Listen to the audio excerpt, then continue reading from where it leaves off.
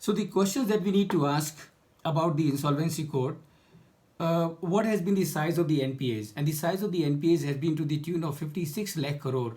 And remember friends, it's not a number. 56 lakhs crore has got a lot of significance for the country's economy. Just imagine if this 56 lakh crore worth of NPAs, if they would have been plowed back into the economy, what kind of infrastructure the country would have developed in last so many decades. But we missed on that because our NPAs were extremely high. Now the question is, who has been responsible for such huge NPAs in our country? And that is the multi-million dollar question कि भाई ये जो NPAs हमारे country में हुए उसके लिए कौन जिम्मेदार है?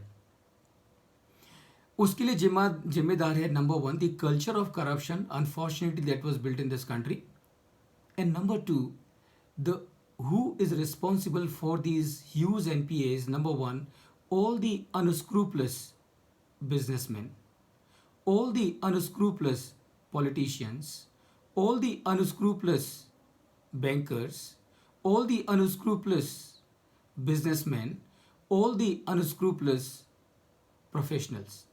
So the people who were responsible for this huge big size of NPAs in this country is a group of these five people, these five unscrupulous people. They came together and they worked for their benefit, leaving aside the benefit of the economy. As a result of that, this country suffered NPA to the tune of 56 lakh crore. As a result of that, the economy of this country suffered.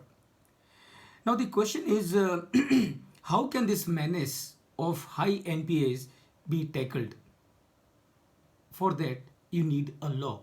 You need a law which is effective, which is time bound, and which has got the force of the judiciary, force of the executive, and force of the professionals. And that is how the Insolvency and Bankruptcy Code has been brought. Friends, first time, at least in my memory, first time the government has posed tremendous confidence in the professionals. First time, under the IBC code, the chartered accountants, cost accountants, company secretaries, and lawyers have been given the responsibility of executing, implementing the IBC code. And that is how this exam of Insolvency and Bankruptcy Code, about which we are going to discuss. So obviously, when the government has placed this faith and confidence in the professionals, it becomes responsibility of the professionals to ensure that they live up to the faith and the confidence which the government has posed. And that is how we have this IBC code. Now, before we come and discuss as to how to prepare, how to write, and how to pass the exam, let us quickly understand, friends, as to what is the purpose of the Insolvency and Bankruptcy Code. What purpose it is supposed to fulfill. And why is that important? Is because जब तक हमें मालूम नहीं है कि भाई ये कानून का मकसद क्या है, ये कानून का पर्पस क्या है, हमारा इंसॉल्वेंसी प्रोफेशनल एग्जाम को पास करने का कोई फ़ायदा नहीं होगा. क्यों फ़ायदा नहीं होगा? क्योंकि we will not be able to perform our role which is expected under the law, under the IBC code. So what are the purposes which the Insolvency and Bankruptcy Code is expected to fulfill?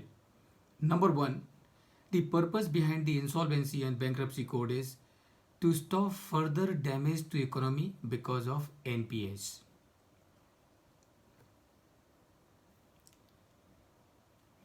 The first purpose behind the IBC is to stop further damage to economy because of NPAs. All right, so let's wait for a few seconds. Krishna. Sometimes signal is really a problem.